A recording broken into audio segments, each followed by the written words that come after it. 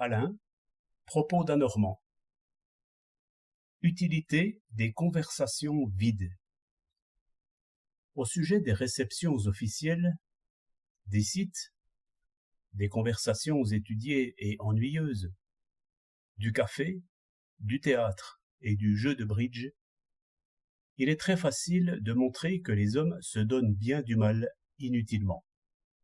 Il faut comprendre aussi qu'il y a un peu et même beaucoup de sagesse dans ces occupations réglées qui remplissent les heures de loisirs. On ne peut pas travailler toujours. Cela est assez connu. La plus vigoureuse attention, quand elle s'est exercée sur un problème nouveau pendant seulement 10 minutes, est déjà paresseuse. Il faut donc avoir assez de sagesse pour se reposer. Mais comment faire? Notre pensée n'est pas comme un bec de gaz que l'on éteint en tournant une clé. Quand nous voulons l'arrêter, c'est alors justement qu'elle continue, tournant sur elle-même, sans avancer, comme un écureuil dans sa cage. Tout le monde connaît par expérience ces délibérations interminables et inutiles qui suivent les actes. On voudrait arrêter le moteur, puisque tout est fait. Mais ce n'est pas facile.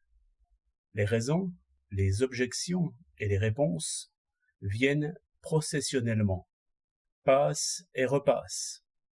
Les mêmes discours résonnent sous le crâne, et souvent jusque dans le sommeil. On comprend alors le supplice de Sisyphe, qui soulève sans cesse son rocher sans trouver une position de repos. Un tel travail de l'imagination est mauvais pour la santé, et d'autant plus que l'individu qui y est condamné a l'esprit plus riche et plus cultivé. Il faut donc trouver un véritable repos qui conduise du travail au sommeil.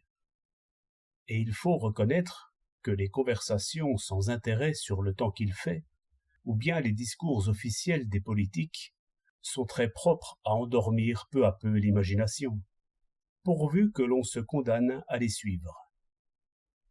Et c'est à quoi nous conduisent la politesse et l'ambition, dès que nous avons un rôle à jouer dans ces cérémonies. Il faut suivre et comprendre, si l'on veut n'être pas grossier. Ce n'est ni difficile ni fatigant. Cela remplit les heures et préserve une méditation suivie.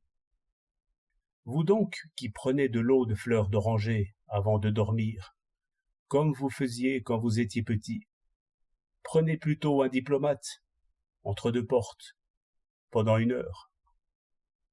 8 janvier 1908